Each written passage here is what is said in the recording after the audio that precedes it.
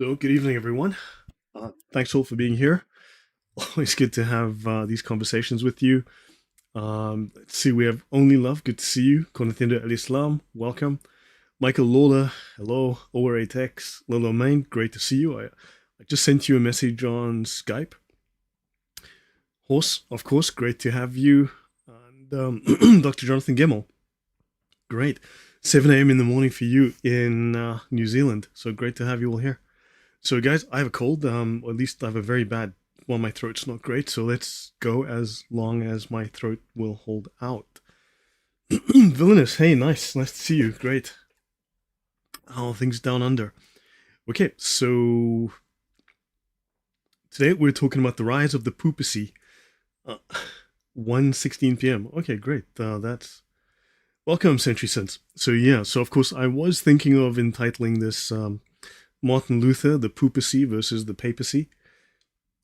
Yeah, it's a ridiculous title for a ridiculous subject.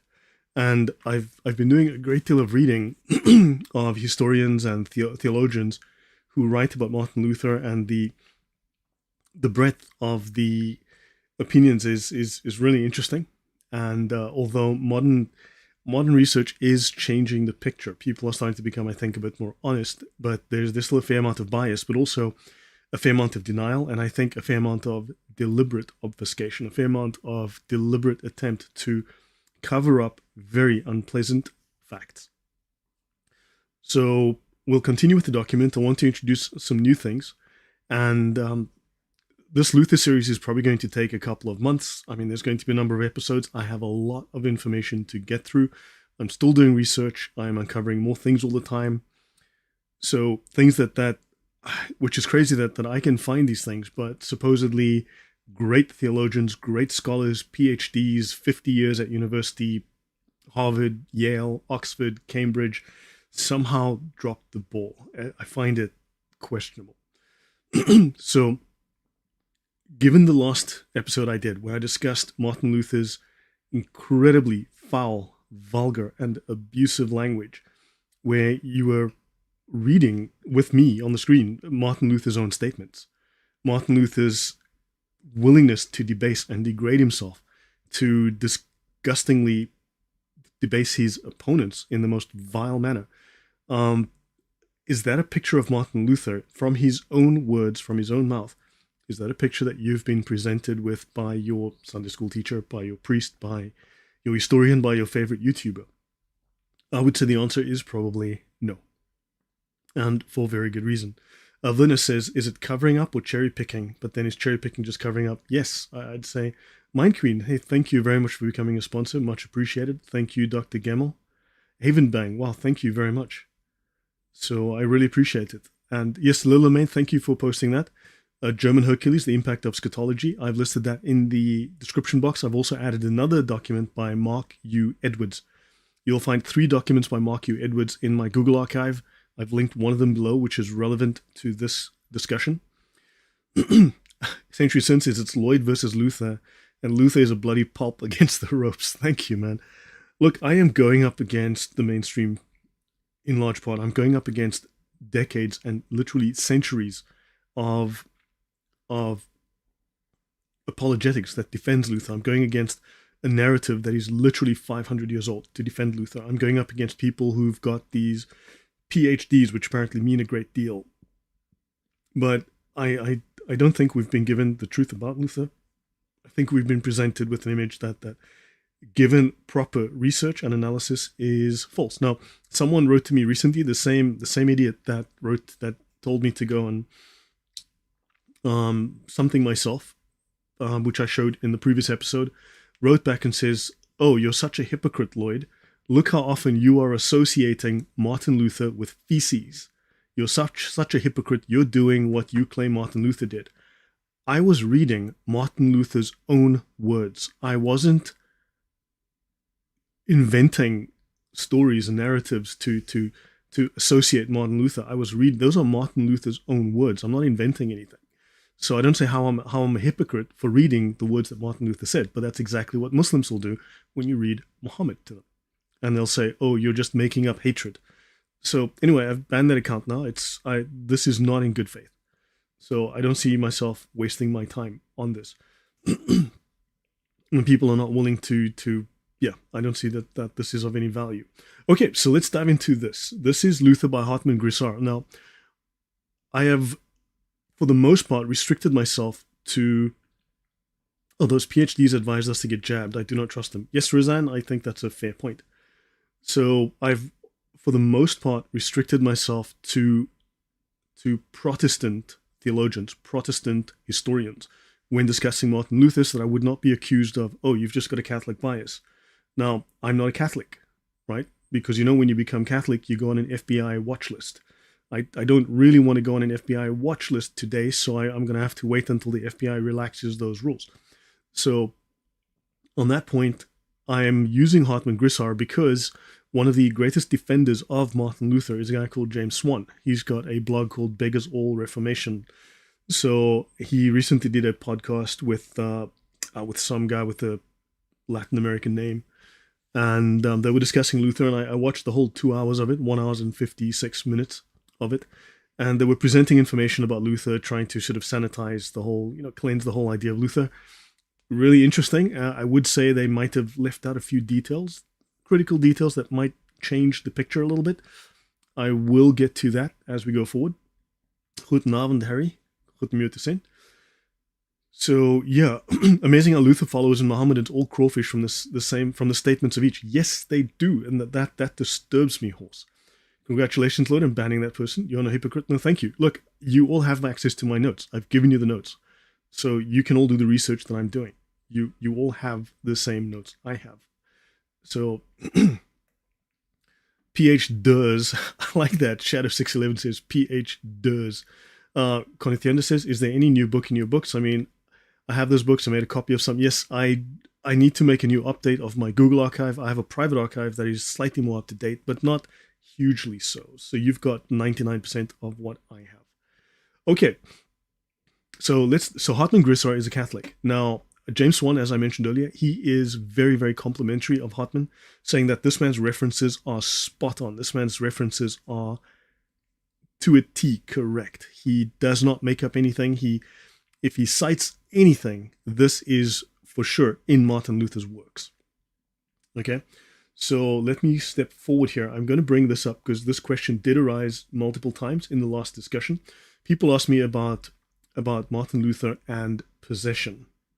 Right, so I'm going to read to you from this.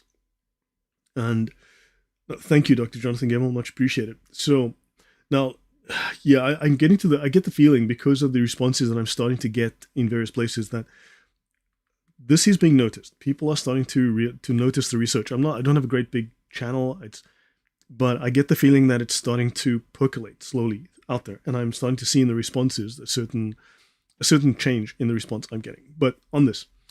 On one day, Martin Luther was present at High Mass in the monks' choir. He had a fit during the gospel, which, as it happened, told the story of the man possessed.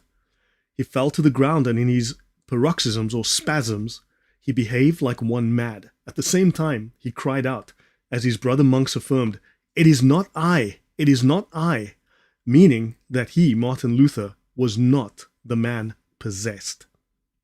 So it might seem to have been an epileptic fit, but there is no other instance of Luther having such attacks, although he did suffer from fits of fainting. Some of his companions in the monastery had an idea that he had dealings with the devil. So now, Johann Cochleus, Martin Luther wrote some vicious, nasty, utterly disgusting things about Martin Cochleus. We'll get to that. Who was on good terms with Luther's former associates, asserts positively that a certain singularity of manner had been remarked upon by his fellows in the monastery. Later on, his brother monk, Johann Nathan, went so far as to assert an apostate spirit had mastered Luther, i.e., that Martin Luther stood under the influence of the devil. Melanchthon was afterwards to hear from Luther's own lips of something of the dark states of terror from which Martin Luther had suffered since his youth. Melanchthon says, "When considering attentively examples of God's anger, or any notable accounts of God's punishments, such terror possessed Martin Luther almost to cause him to give up the ghost. He describes how, as a full-grown man, when such fears overcame him, he would actually writhe on his bed. So, make of this what you will. Right? Make of this what you will. Now, obviously, it's not my intention to read the entire 351-page book to you, but I do want to bring attention to issues that have been raised in the past, things that were known about Martin Luther, and where there's smoke, there may well be a fire. Where we have one reference, we may have two, we may have three, we may have a dozen, we may have 100. I just want to show you that, yes, there is evidence to the contrary, to the image and the narrative that is being pushed typically about Luther even today. All right, so I will leave this one. Now we'll go to Luther's Lost Battles. Right, this one is here, Luther's Lost. So this is a short review. This is the book. Let me just go down there. And Lilo Main just linked this for your reference. Luther's Lost Battles, Politics and Polemics, 1531 to 46 by Mark U. Edwards. Excellent historian. Does some really great work here. So let me read this to you. The present volume is the continuation and completion of Mark U. Edwards Jr.'s first book, Luther and the False Brethren. Both works concentrate on Luther's often violent and scatological polemics, a subject customarily avoided by scholars sympathetic to the reformer. Edwards' intent here is not to discredit Luther, but to understand the entire man. So Villainous asks, epilepsy? Maybe Miss Squeezy visited him like Muhammad. Look, man, as I said, make of that what you will. Once you guys have seen me, the same evidence I was reading from, you have access to the same sources, and you're going to be seeing exactly the same sources I provide. And from me reading this for years now, I mean, I've known that the particular document we read last time, which we'll finish today, I've known this for years. And it's disturbed me. And the more I read of Martin Luther, the less I think he was even a Christian. So this reminds me of Muhammad, because all through the Quran saying Muhammad is not demon-possessed, he's not crazy. Yeah, we all know Muhammad was. Yeah, and Muhammad used to also writhe from supposed episodes of You Tell Me What It Was. FM Knight of the Immaculate Heart says, I can't thank you enough for your hard and meticulous work, Lloyd. God bless you and protect you. Thank you. I'm a Catholic and proud of it, regardless of the times and criticism. Keep up the great work. Yeah, well, thank you. Someone showed our paper titled Muhammad, Luther, and Poop Theory. Yeah, man. That's probably coming. Okay, let's continue. As Luther grew older, he became harsher, more ready to vilify his adversaries. Luther viewed the Jews, like the Sacramentarians, as subverters of the gospel from within Germany, and thus as servants of the devil. All right, so that's Luther speaking nicely. Now, this is relevant because I'm going to be talking in the future about my suspicions as to how Luther was misinterpreting within his translation of the German Bible, how he was misinterpreting the Bible and creating an interpretation that was not in step with the Masoretic, not in step with the other translations. And of course, everyone's going to say, and I've heard this many times, I've seen the comments too often directed at me, oh Lloyd, you know, Martin Luther created the German language. Without Martin Luther, Germans would not know how to speak German. Martin Luther gave them all those fine words like poop and shit apparently. And also, without Martin Luther, there would not have been a Bible in German. Do you know that? In fact, the Catholic Church was murdering anyone who translated the Bible. And without Martin Luther, you would not have a Bible, Lloyd. Yeah, well, so according to some resources, and I'm going to get the number wrong here, but I have the references and I'll be going through them in the near future. By the time Martin Luther published his first Bible, there were at least 14, if not 150 translations of the Bible in German already. Okay, a minimum of 14. Oddly enough, not one of those 14 translations, or 19, or maybe 150 translations of the Bible in German, at the time that Martin Luther released his very first translation of the nonsense, not one of those German translations had, for some reason, added the word alone into Romans, right? Romans 3:26, Romans 3:29, whatever it was, where Luther felt, you know, it was very necessary for me to add the word alone into the Bible. Not a single one of the translations outside of his had to do that. But of course, Martin Luther had to because reasons. So we will discuss, I'll get to all of this in the future. Edwards gives convincing evidence of Luther's susceptibility to politics and politicians. In other words, he was bought and sold by the politicians. He had sold his soul to the state.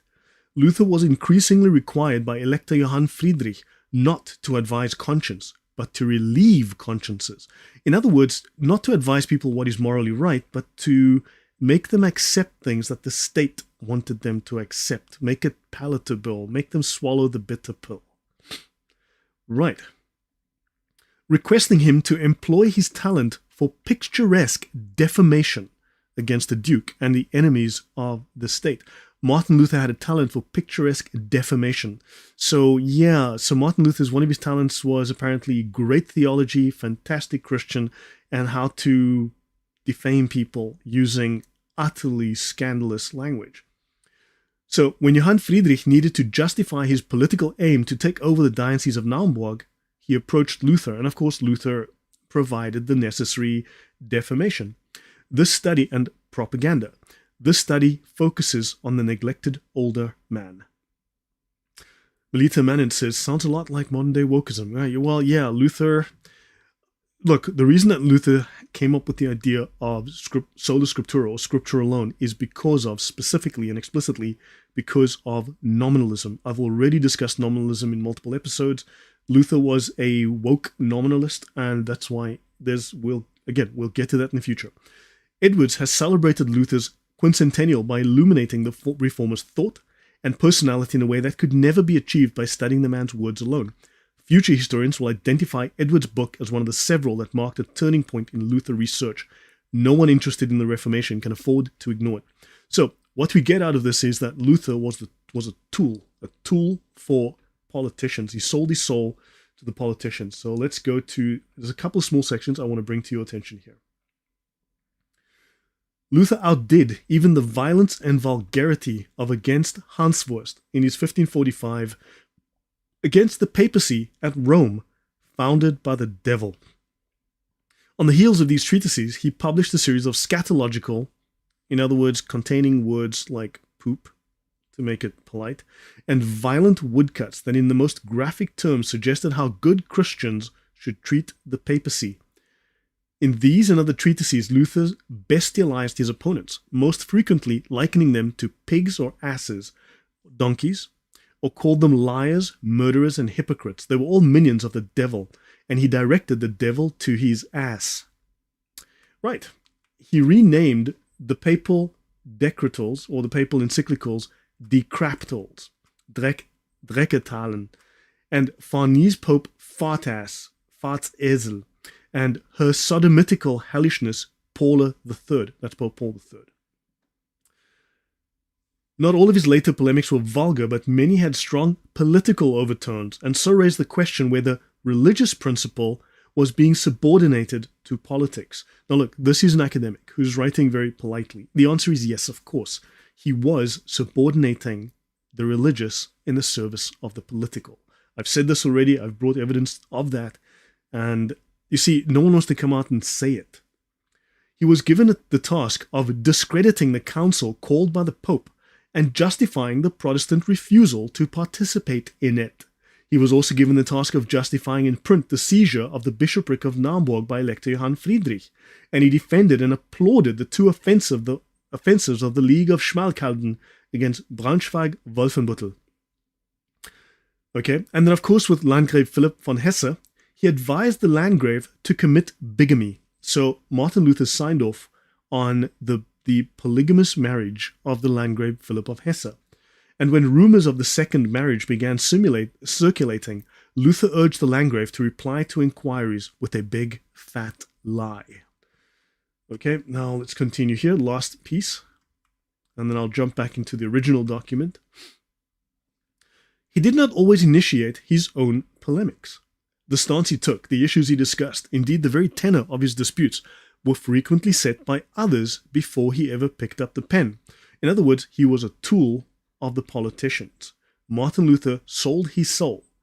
He was manipulating and he was altering theology in the service of politics. He had placed the church in the service of a corrupt state. Adonis Alex says, you're correct. No one wants to say this truth. Thank you for the time to educate us. We're welcome. I'm giving you my opinion. My opinion is based on this particular evidence, on the things I'm reading.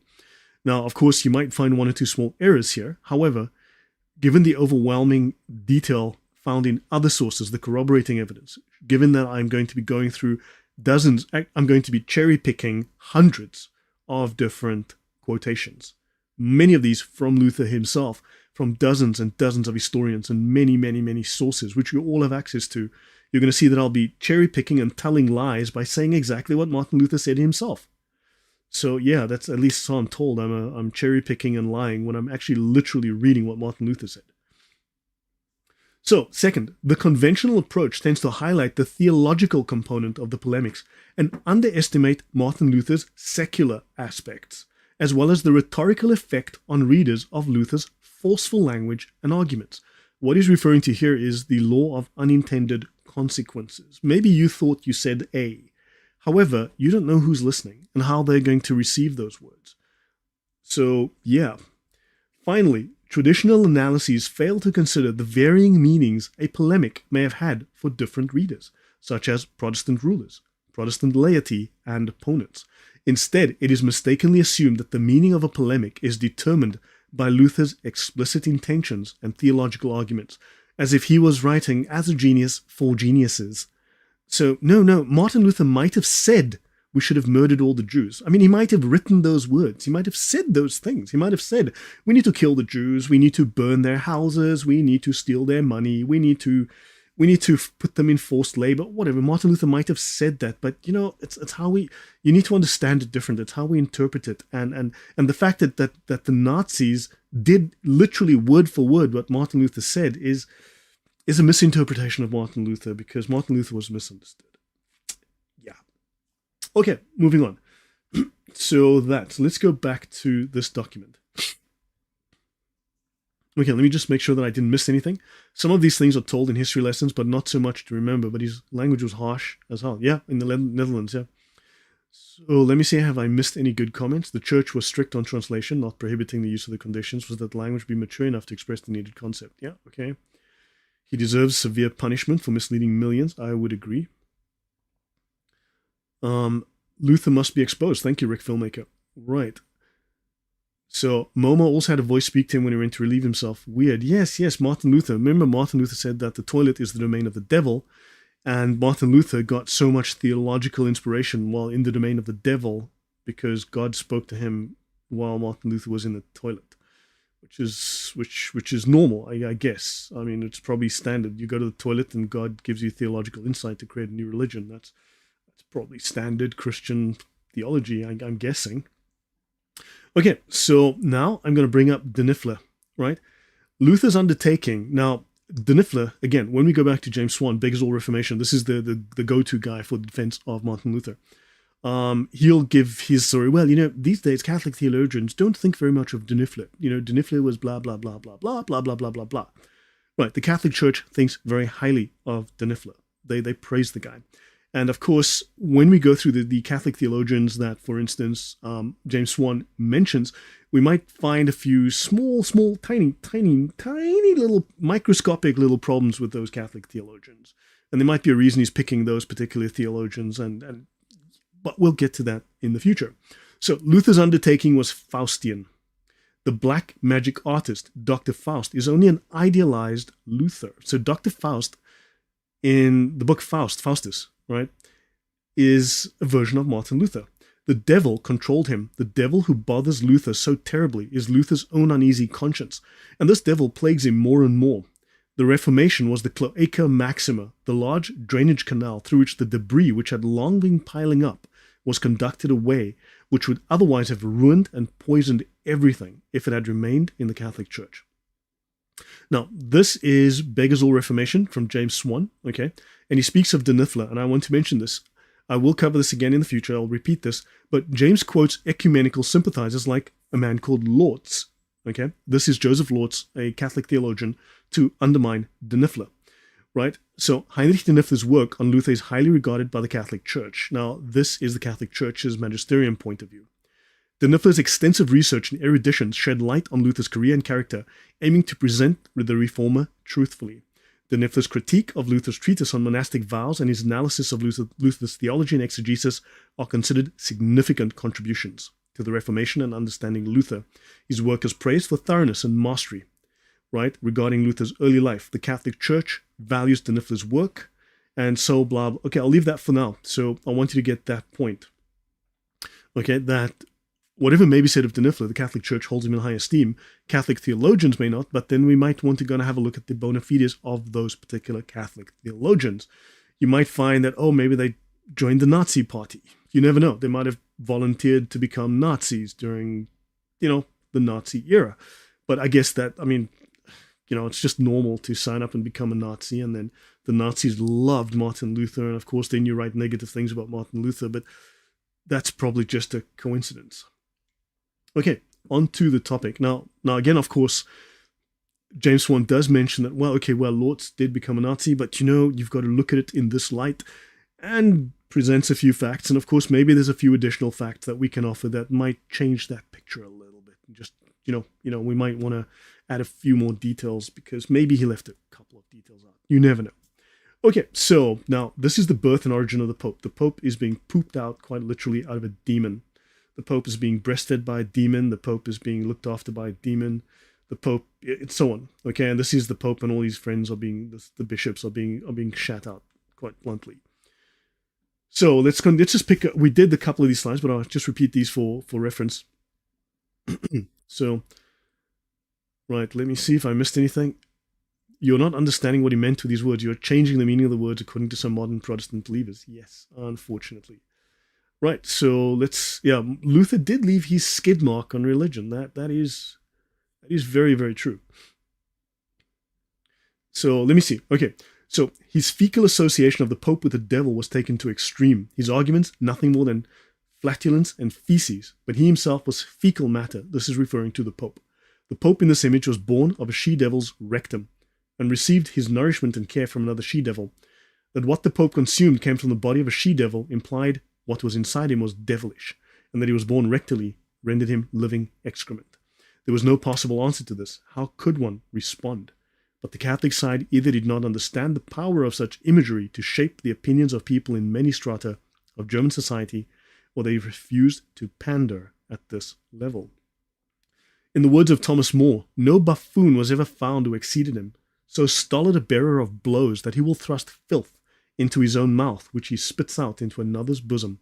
When Catholics depicted Luther as the enemy, they portrayed him as a lascivious sot, a glutton, and a fool. Thomas Murner, an illustration from the great Lutheran fool. Now, Thomas Murner allowed Luther more dignity than the Lutherans offered their enemies. Below, the buttocks of Luther's enemy, Cochleus, were displayed for the world to see, and that was a mere fraction of the humiliations the Lutherans offered him in the following woodcut. Okay, so let's have a look at this. These are demons, and I want you to look here. This is Cochleus, that's the demon standing on Cochleus's shoulder, and you tell me what's happening here. So the demon is pulling his ass cheeks apart, and Cochleus is greedily eating. So, and I'm told this is what Christians do. This is what the founder of the Protestant religion would do, because this is the Christian thing to do, because Christ was guiding him to discover the original Christian faith that was unblemished. So, where's truth? How are we supposed to have God if our traditions are rotten from the root? Well, Martin Luther was rotten from the root, but Luther was very, very savage.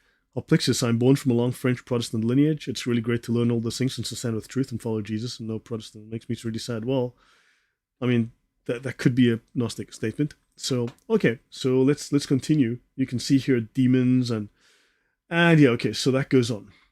Cochleus here was portrayed as consuming the feces of the devil. In fact, he appeared unable to get enough. Simultaneously, he relieved himself of a free flow of books of excrement. So simultaneously, Cochleus was pulling open his own ass cheeks, and he was pooping out books. So Cochleus's stuff was all just feces.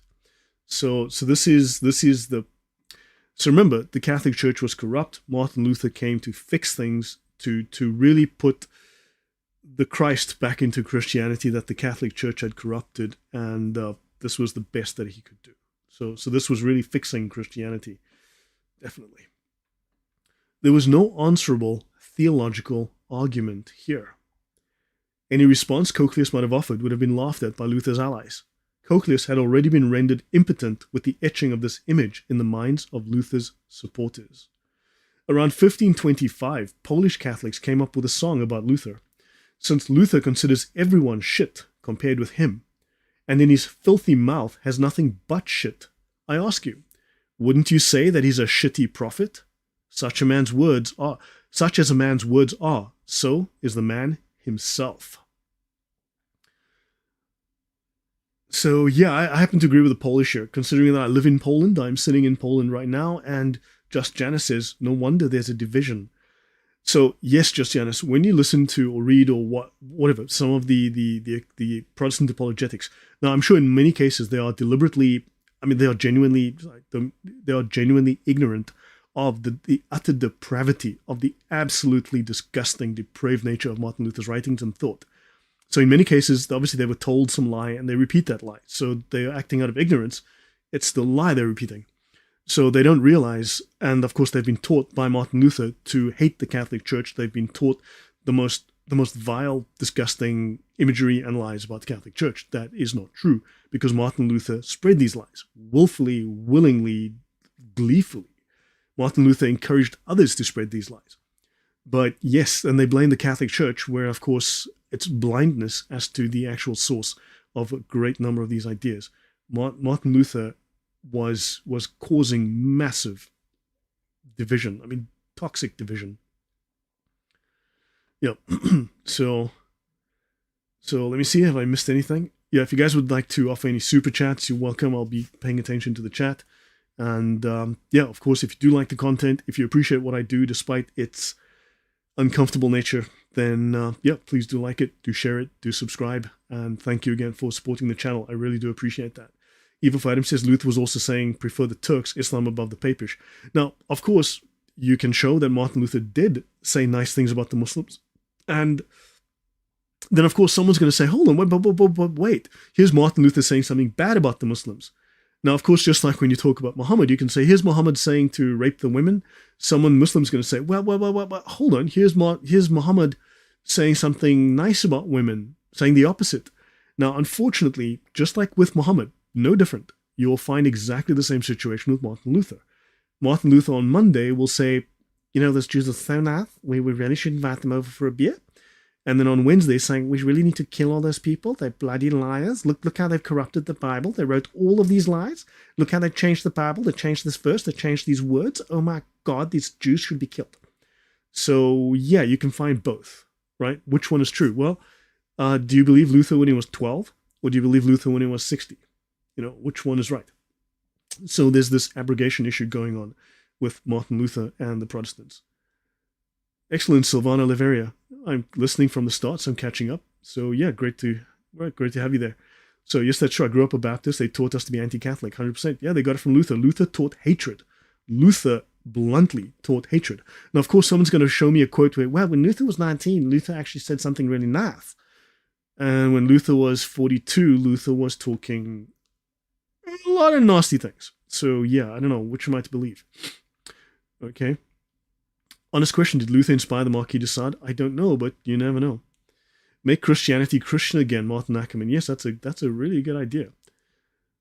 Silvana says, hello, I'm so pleased you're back with part 2 of the most horrid poop man in the whole of history. Yes. Sorry. So don't make me laugh, I'm going to cough. So, I did not know Luther praised the Ottomans before I heard it from you. Good to know. Yeah, no, there's this definitely... Look, what I'm thinking is, though, if I can find certain references, okay, if Martin Luther said these things, of course, assuming we're not incorrectly interpreting them, because I've got to interpret them in a nice way, of course. If we're not incorrectly interpreting them, then if I can find it, then I'm assuming there is more. I'm assuming behind some academic paywall or behind some academic, some academic cellars somewhere, there is more information that historians and academics have access to that I don't. But I'm assuming it exists. Okay, let's continue.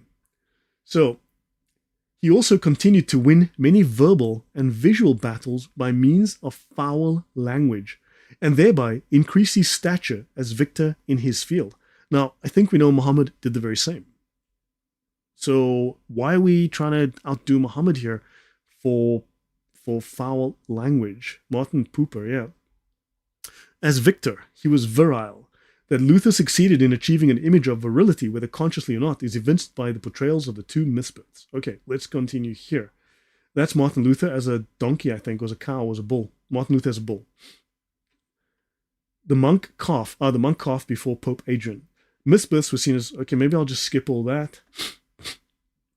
That's a bit of, I'll skip that. Look, I'll leave it open on the screen. You guys can read this on your own time. Okay, but Martin Luther was really strong and muscular and, and so on. You can read this in your own time. I must have skipped over that for a reason. Okay, this is Martin Luther depicting, or at least his followers at his bidding. Notice he's depicting the papal ass with, you can see the cloven hoof and the dragon's claw. Right, so this is the Pope, the papal ass. The Pope as a female dragon demon she-donkey. Okay. Rosanna says, don't make Lloyd cough. I'm still recovering from abdominal surgery. Wow, sorry about that. I hope you're okay. In Holland, divided by Protestants, many cities had to pay jizya to the Protestants. That's why my great aunts are not married. Yeah, look, there's a story to be told about Holland. When I get to the Spanish Inquisition, we'll probably have to talk about Holland. Thank you, DC. Very much appreciate it. Thank you for that support. You gave a comment earlier. Luther and Calvin have spread fear and confusion. The very things. Okay, let me just put this up for you. DC says, Luther and Calvin have spread fear and confusion, the very things that government and organizations use to control people. Yes, they both had political agendas. They both had secular agendas. As I've mentioned before with Calvin, and I've been showing with various pieces of information with regards to Luther. Martin Puther and the Faeces thesis. Jeez, Roxy, sorry. I don't want to laugh, my throat hurts too much. Yes, just Janice, he was talking out of his, yeah. So let me continue. That's your third soup on a live stream. Thank you, DC. Thank you. It just says there, that's your third soup on a live stream. Thank you. So Martin Luther, the original Scatman carouser, yeah. Okay, let's continue. So we'll finish this. The papal ass. Now, this depiction of the papal ass portrayed the Pope as unquestionably female, right? But he was also portrayed as a female on more than one occasion, and Luther portrayed the whore of Babylon in the papal tiara in chapter 17 of Revelation in his New Testament. Would German princes, German warriors, have risked their lives and their fortunes to throw their political support behind Luther if Luther was so easily portrayed as a female? So in other words, he made the Pope look weak by portraying the Pope as a female. But Martin Luther, of course, he wouldn't attract the support of the state and an army if he was a weak man, because why would Martin Luther, this great theologian, need to attract the support of the state and the force of the state? Because he's the good guy, right? But a monk, Luther needed to be viewed as male, as virile and German, in order to achieve a following amongst powerful laymen. Yeah, Martin Luther needed to lead the state, the war machine of the state, the political machine of the state. I guess that's all religious. That's got something to do with Christianity that I just don't understand. So let's continue. Dr. Jonathan Gemmell says, Protestant poop art is as bad as the bogus theology.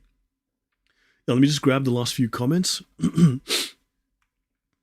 Even scholars say that Luther and his followers were just spreading lies about Catholicism because they knew the world saw them as the true church, so made lies, and they're the whore of Babylon. So Martin Luther wrote extensively about the Pope as the whore of Babylon, as the Pope as demonic, as the Pope eating feces from the demons. I mean, you'll see his sort of art in that line. So Martin Luther was crazy how far he was willing to go. So yeah, we'll get into Bohemia and all of that later, but for that you're gonna have to go talk about Jan Hus. Now, of course, people have been writing to me like, you're wrong about Jan Hus. You're wrong about Jan Hus. And yeah, you're wrong if you don't know all the facts for certain. But yeah, sure. Sure, whatever. I just made up everything that I read written by historians all by myself. In the papal bull Ex Surge Domine, the Pope called Luther a wild boar. The wild boar from the forest seeks to destroy it, and every wild beast feeds upon it. Of all the images in Scripture, why was the boar chosen? In Luther's world, what did it mean to be a wild boar? We have Luther's own words describing the dreaded Turk as a wild boar. Luther's description of the Turk illustrates for us what the Pope added to Luther's image when he used this term, the wild boar and unique one. Namely, the Turk came and laid it waste again. And I believe the prophet is speaking in this sense, for the Turk is rightly the wild boar, because he's wanton and fierce at the same time. He teaches and permits wantonness, and he compels, which is willfulness, the will. And now, I've been reading much about scholars defending Luther and various well-known YouTube figures or online figures defending Luther, saying that Luther never intended to cause a split. Luther actually blah, blah, whatever. You've just read what Martin Luther had to say. This is not the sum total of what Martin Luther had to say. This is a sample of what Martin Luther had to say. I'm not going to read every single content of every single book to you, but this is just to tell you that this is just a sample of what exists, of what Martin Luther was saying. And if we judge him by what he said, then clearly he was looking for a fight. He was looking for trouble. Clearly he was not acting in good faith. And there's lots of discussion about Martin Luther based on but Martin Luther this, Martin Luther that. For instance, Martin Luther, wanted to do strict exegesis, and Martin Luther, there are things I would show you about Martin Luther's own statements from his own words, saying, no one can tell me how to interpret the Bible. Basically, to paraphrase, do not explicitly quote him right now, Martin Luther saying, I will interpret the Bible the way that I want. So I'm not bound by any rules of how the Bible is interpreted. I can interpret the Bible any way I want. So Martin Luther was making up his own rules on that, but we'll get to that again in the future. A wild boar was a thing to be feared. Wild, brutal, wanton, and savage was the boar. The Pope, in using the boar while intending to convey the threat of Luther's heresy and wantonness, achieved this amongst papal followers, but he lent something useful to Luther. For as fierce and brutal, he was a masculine creature not to be taken lightly. So in other words, Martin Luther's followers liked the image of a brutal, nasty, disgusting Luther, because that's strong, because Christ was nasty, brutal, and spoke about people in the most disgusting fecal language, and St. Paul did the same, and therefore Martin Luther was merely following in the footsteps of the apostles, following in the footsteps of Jesus by drawing pictures of people eating feces, because that's what Jesus would have done. Martin Luther clearly asked, what would Jesus do? And then he proceeded to draw pictures of people eating feces in imitation of Jesus, no doubt. And if that sounds like a ridiculous statement, it's because it is. Because what this man, of course, I've seen many comments saying, well, Martin Luther might have made a few mistakes here and there, might have made a few slips, might have said Tuesday when he meant Wednesday, could have made the odd mistake like that, but that doesn't make Martin Luther's theology untrue. So I've noticed people will excuse anything. Just like Mohammedans will defend Muhammad, these are Lutherans defending Luther, because once you undermine Luther on a moral perspective, and even questioning, this interview with James Swan and Javier Perdomo, even while they were discussing this, it's like they were saying, like, why would people want to attack Luther on a moral basis? The man was such a fine, upstanding man. I can't understand it. He was a fine example of Christianity. It's like, okay, yeah, it beats me. So the Pope lent gravity to Luther and in turn to the German people. See, the Pope feared Luther, and as Luther through scatology had identified himself as a robust, earthy German, this must have transferred pride to Luther's followers. Yeah, that says a lot about Luther's followers. So, in a perverse way, this imagery of the boar must have reinforced a sense of nationalism and pride. Look, we're disgusting, gluttonous, vile, nasty, fecal language people. We're so proud of ourselves because we've just told those evil Catholics to eat poop, quite literally, and we're following the real religion, brought the real genuine Christian religion, the brought to us by Martin Luther, who is walking in the footsteps of Christ. That's good stuff. Luther for the win. Conclusion. You just check the comments here. The Lutherans and Calvinists destroyed so much art in Holland, even music. Yes, there was a lot of destruction, a lot of theft. Luther had erectile dysfunction, was supposed to look virile. Well, he was a very sickly man. The man was a very sickly man. It was propaganda. So the same as Muslims take churches, Luther took so many churches in Holland and destroyed all inside, even the great organs. Yeah. Many Protestants, because of course the organ was taking up the place that you need to put the drum set. Like, hello, where are you going to put the drum set with that big organ in the way? So many Protestants at the time were fine with profane art, but were livid over sacred art in the churches. Makes you think, yeah. That was from Oratex. Yes, Just Janice says, yes, I've been watching other YouTube channels on Luther. Lots of excuses. Yep. We just grab a screen cap, then I can just... makes it a bit easier for me to just read the lot. And then I heard Luther quote a verse. I heard a Luther quote that was something like, if you don't follow Luther's interpretation, you can all go to hell. Probably me, because I quoted that before. I've discussed that in the past, where Luther said you have to follow his interpretation. And if you don't follow his interpretation, you are going to hell, because only he, Martin Luther, is correct. And then he complains about the Schwärmerei, and he complains about people who've taken his words that everyone is free to be their own church, everyone is free to be their own pope. He literally wrote that. And also, there's a great deal of Martin Luther's material still in Gothic German, untranslated, and also still in Latin, untranslated, that one has to wonder what's in there.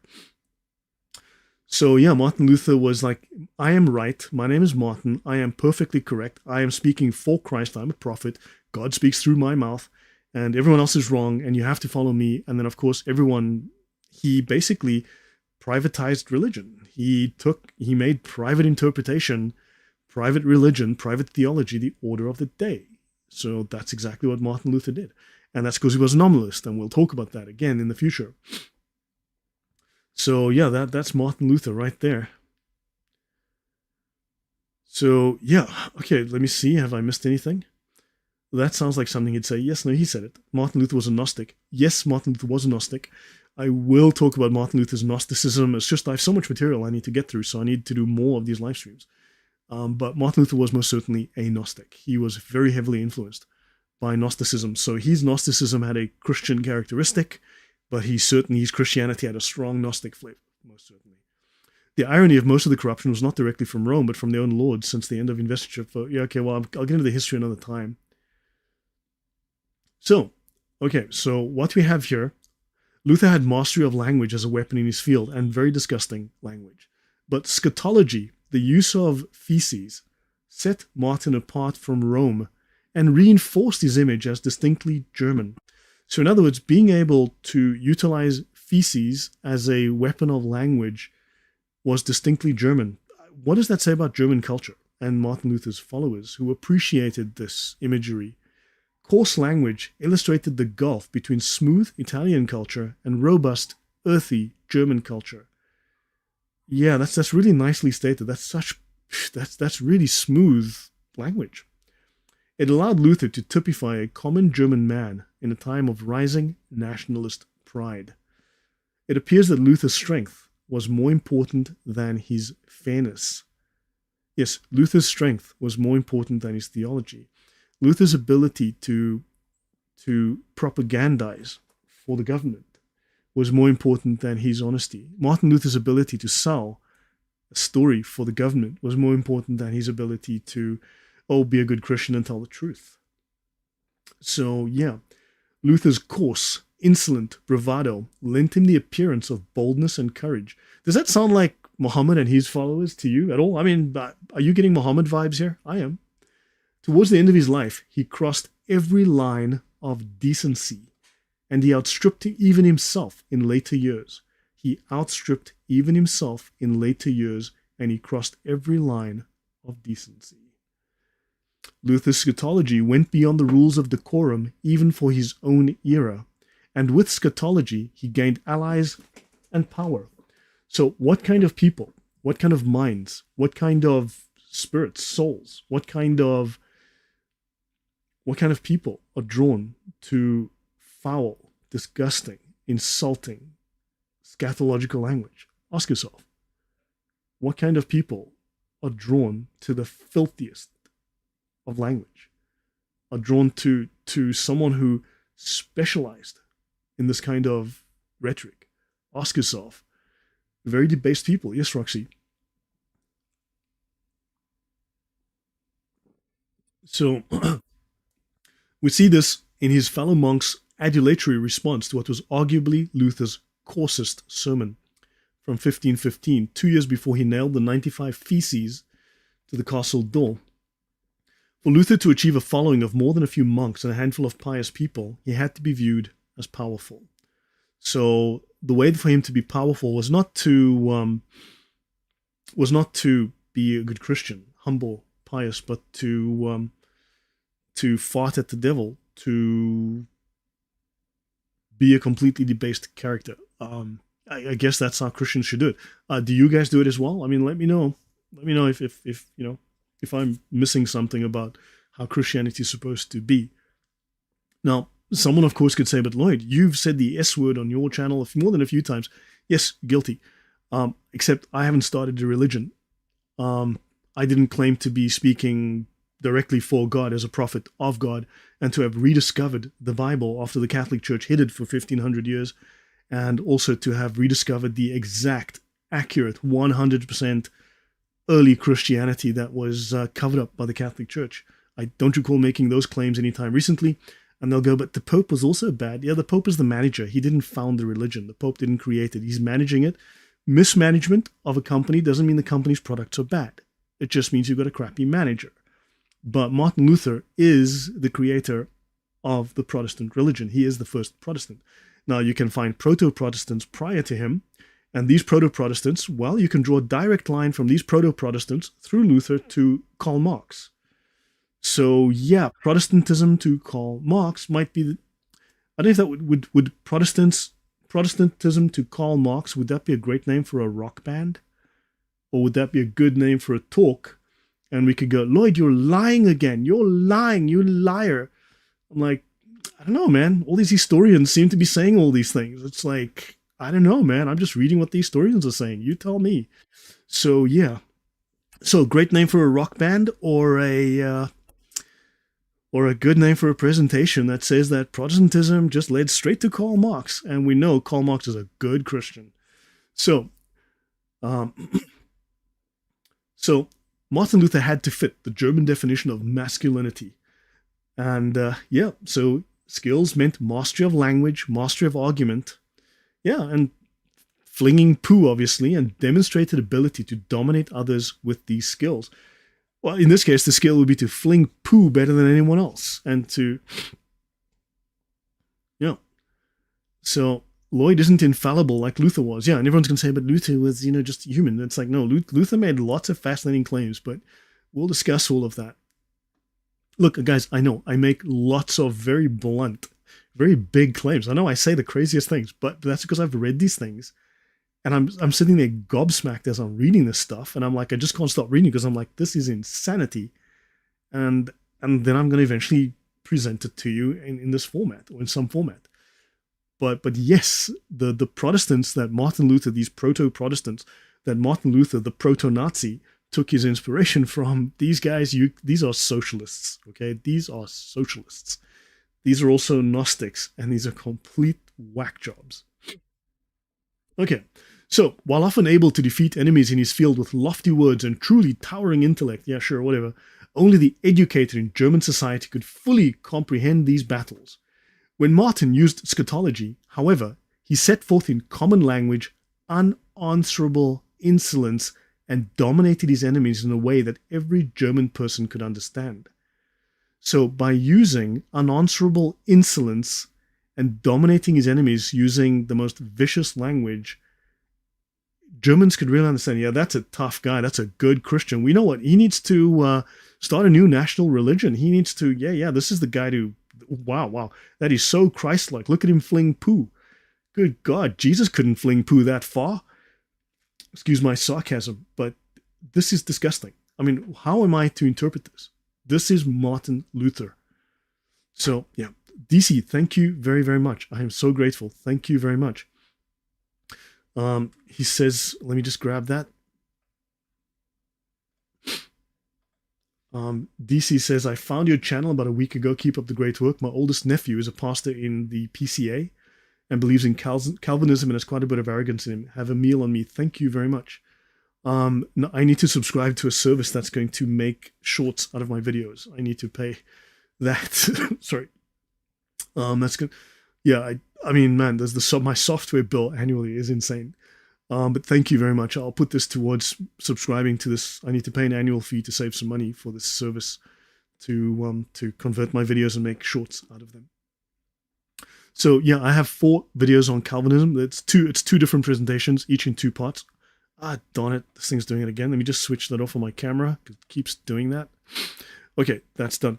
Okay, so thank you very much.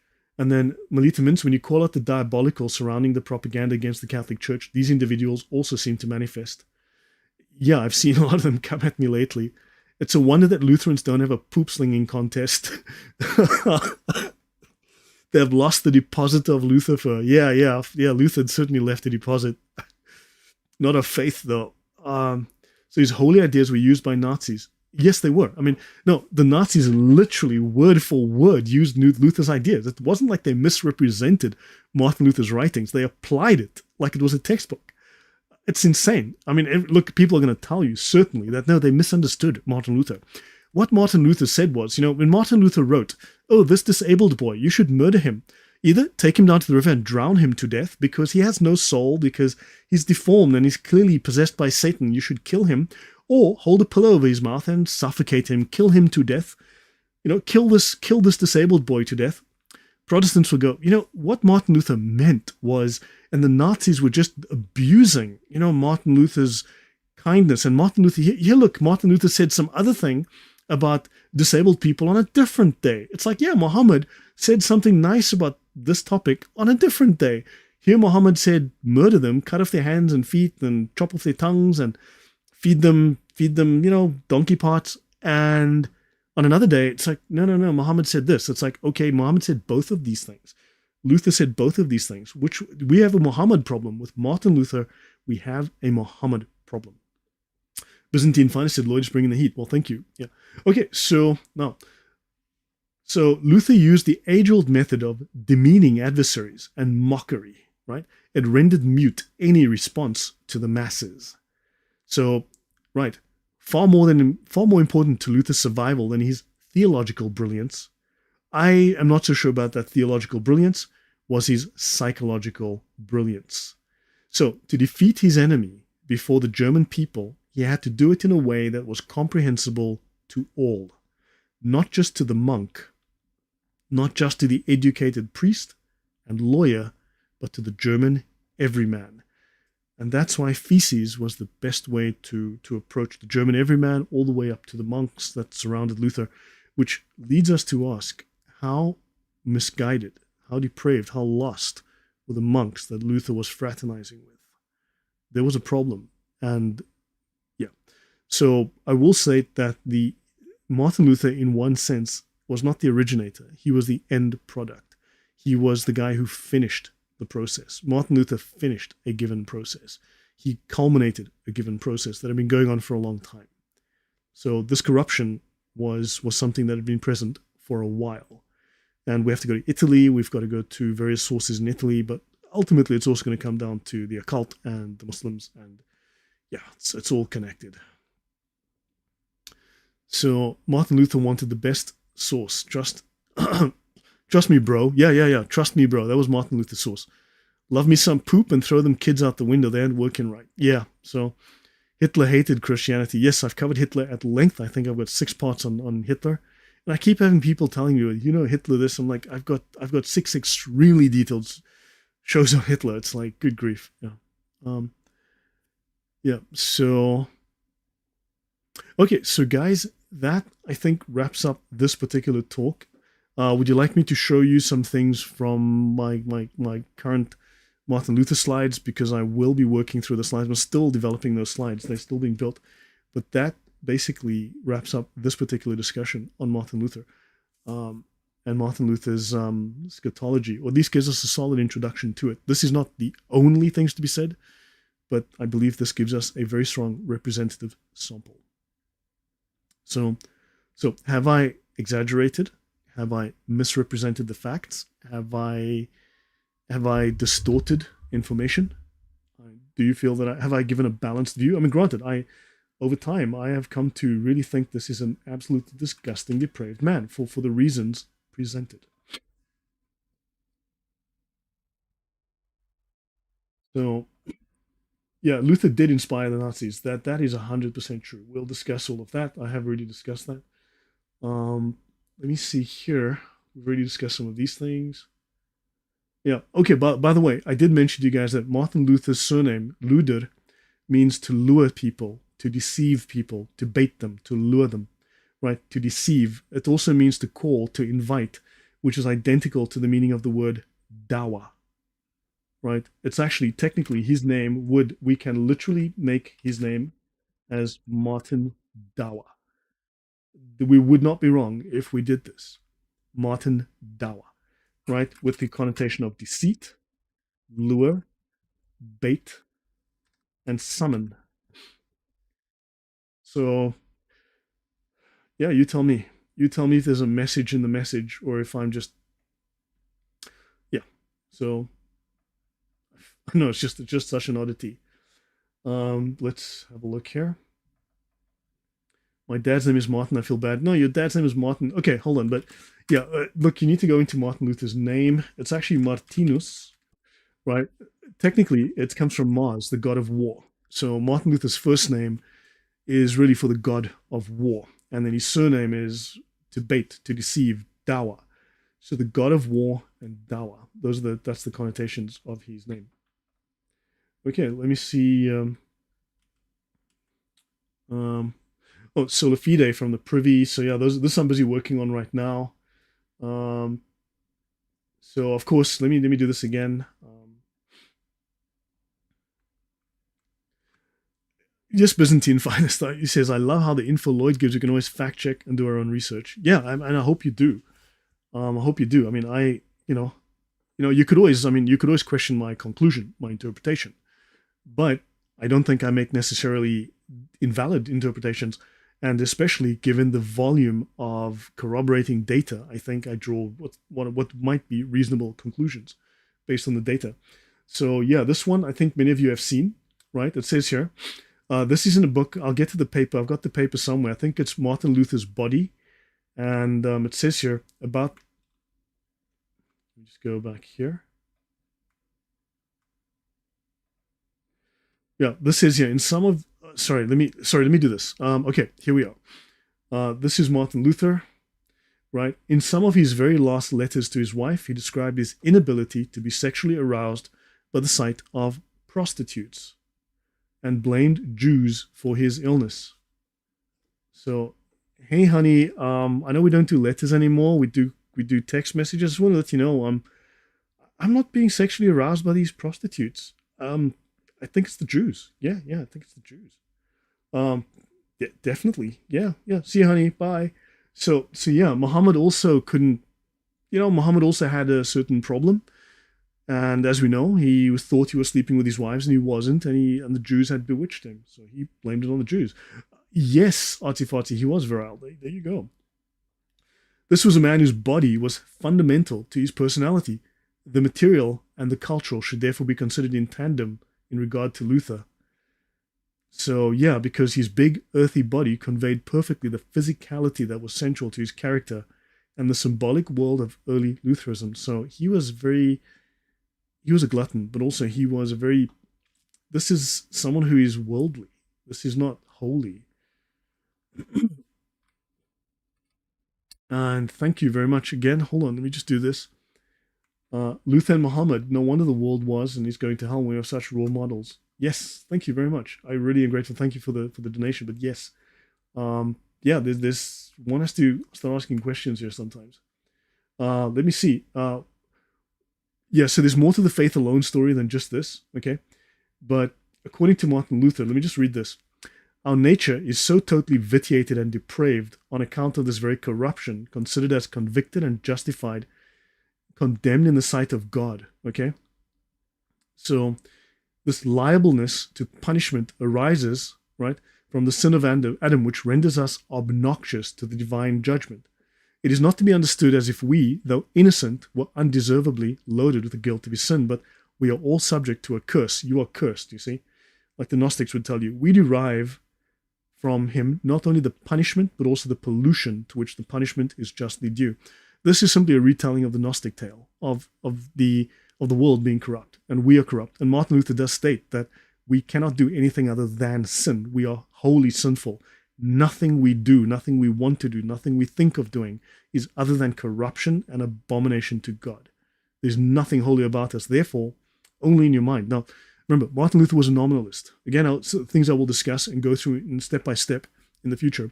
Martin Luther was a nominalist, right?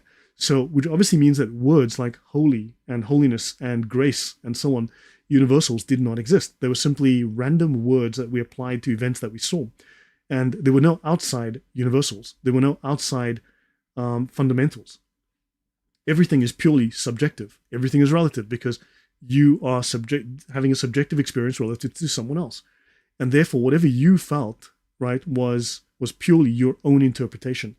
And therefore, Scripture alone, because Martin Luther refused to accept that reason, because nominalists believe that reason cannot grasp the outside world. You cannot find anything that is true outside of what's inside your skin, right? Based on your own personal private perception. So therefore, he only accepted the Bible, Scripture alone, on nominalist reasons. Because reason, scholasticism, was false. It's illusion. It's a joke. So therefore, only what is said in the Bible to be, let's say Jesus had this experience, or Paul or Peter or whatever, or one of the apostles, when they said something, that was them having an experience and writing about it. And therefore, as a nominalist, he said, well, only those things that people had subjectively experienced and written about, only those are things I am willing to accept as valid. And therefore, he said Scripture alone, because he rejected objective external reason based on evidence and natural theology. He did not believe you can know God from knowing the world through using reason and inquiry, this and logic. That's why he rejected those so vehemently. It's because he was a nominalist. The man was off his rocker. Yeah, Martin Luther was extremely gross. So that's like the men that watch too much porn today. They can't perform with their wife. That's what Luther basically had them on, in porn addiction. So yeah, he was ahead of his time. Doesn't Islam object to the original sin? So there isn't really original sin. Yes, that is true. Oh, so anyway, infants themselves, as they bring their condemnation to the world, are rendered obnoxious. Their own sinfulness. Though they have not yet produced the fruit of their iniquity, they have the seed of it within them. Their whole nature, as infants, is a seed of sin, and they therefore cannot but be odious and abominable to God.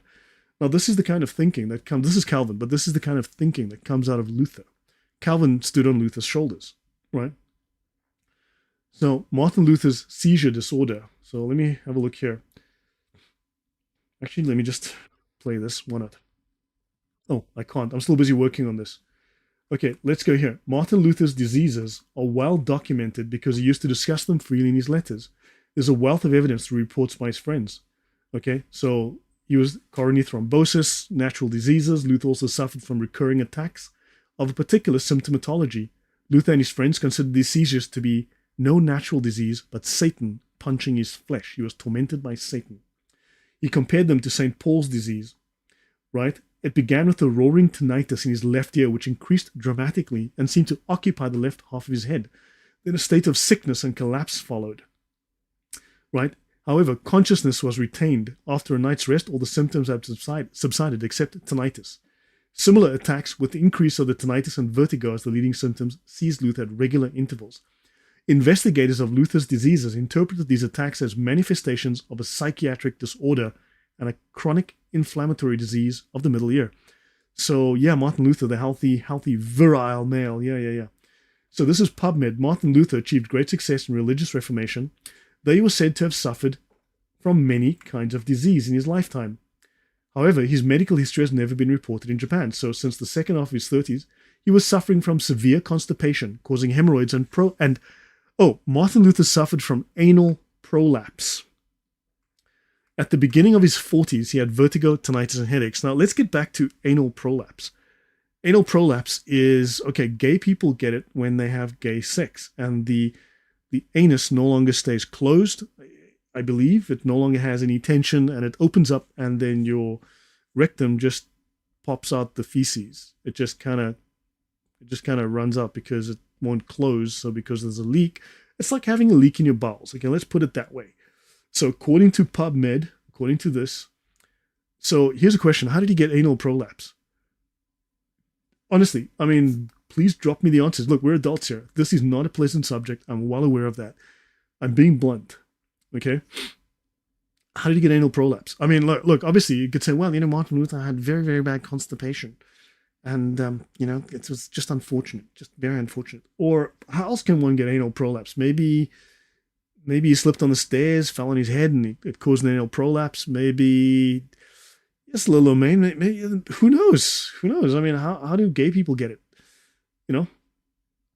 So look, I'm not saying the man's gay, but understand, it's like, okay, yeah, this is a thing that happens to gay people. Martin Luther had it too, but he got it from bananas and playing marbles. Yeah, and he suffered from verbal diarrhea. So yeah. So anyway, and then he had tinnitus, vertigo, and headaches, which were the signs of chronic purulent otitis media, and ended in left otorrhea and pyorrhea of the left mastoiditis. I am no doctor, but I have no clue what that just said. So he suffered from inguinal pain, colic, and dysuria due to urinary uric acid stones, gout, and left leg ulcer, which were all caused by metabolic syndromes. The last third of his life was affected by the shadow of diseases. Yeah, he died from myocardial infarction. And okay, great stuff. Let's see what else. According to this Protestant on this website that I was looking at, he had mental depression. He was a manic depressive. He's known to be a manic depressive. He would scream and shout like a madman, and he'd go into depression. Pain of gall and kidney stones, migraines, night wars. He would sit on the toilet and have screaming matches with Satan. He had anxiety and insomnia, ringing in his ears, dizziness, open ulcer on leg, constipation, diarrhea, and hemorrhoids. Yeah, sounds a little bit like Karl Marx and also Charles Darwin. So yeah, I don't know. Look, I mean, maybe I just made this up. Okay, maybe I went to the National Library of Medicine, and maybe I just made this up, and I'm just lying because I have nothing else to do on a Thursday night.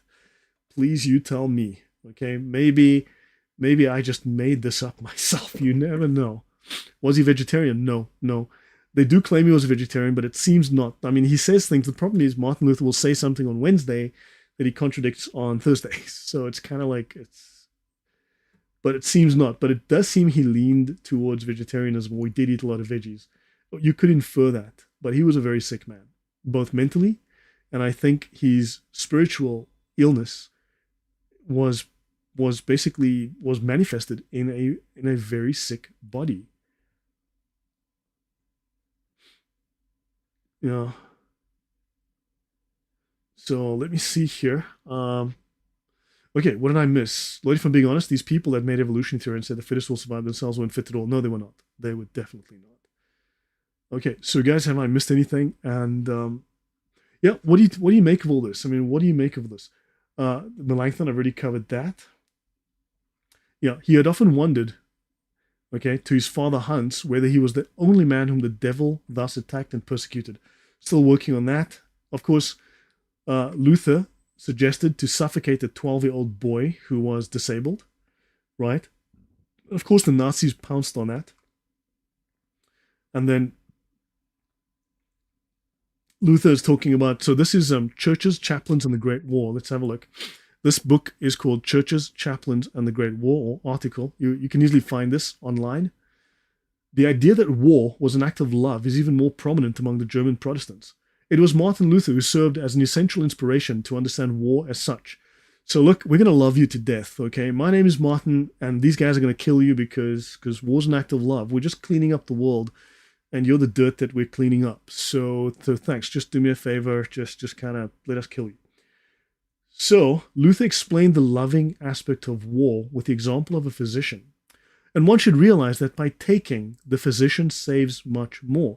So by killing all of these people we don't like, because Protestantism under Martin Luther was the religion of peace, he was just killing the bad people to bring peace as an act of love to save the others.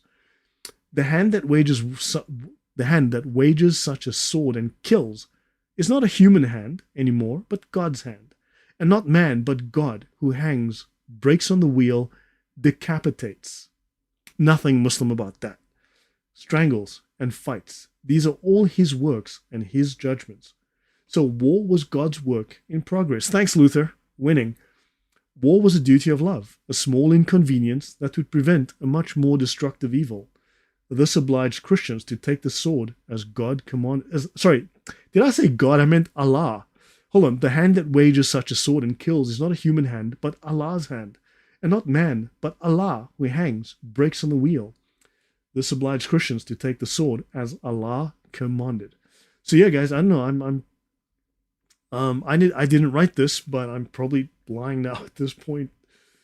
So yeah. Okay, so this last one I'll finish here. My throat is killing me. So we need to talk about polygamy at some point. I have a video on this on my channel, on Martin Luther and polygamy. In a letter to Chancellor Gregor Bruck, January 13th, 1524, Luther said, "I confess that I cannot forbid a person to marry several wives, for it does not contradict Scripture." So, as you know, as someone mentioned last week, the Bible also does not forbid cocaine. So your priest, if your priest says, look, I cannot forbid you from taking cocaine, he's right. That's morally correct. That is perfectly Christian, because the Bible doesn't forbid cocaine. If a man wishes to marry more than one wife, he should be asked whether he is satisfied in his conscience that he may do so, in accordance with the word of God. In such a case, the civil authority has nothing to do in this matter. Okay, so yeah, I'll be getting to this, but okay, so we'll talk about that. This is a bit of a complex one. So this remark, now I can't find this in the Estate of Marriage, this is a common quote, but the closest remark appears in a partially translated letter Luther wrote to Chancellor Bruck about the case of Philip of Hesse, who took a second wife. Now I'm still sorting this out, I'm still working this through. Luther discussed the possibility of allowing bigamy, drawing a comparison with figures from the Old Testament who had multiple wives. The principle was that if the action was not forbidden by Scripture, it was permissible. So yeah, guys, that's it from me. Thank you very much. I should call it a night. So yes, hopefully you guys have learned something. Thank you, Lolo Main. No, I'll stop here. That's great. Thank you very much, Lolo Main. Drive safely. And yeah. Got a demon in his butt? Okay, good grief. So guys, this is it. Yeah, this I think his propagandists over the past 5 have done a great disservice to those of us who are not blessed with good discernment. Yeah. So guys, thank you. That's it. I hope this has been enlightening.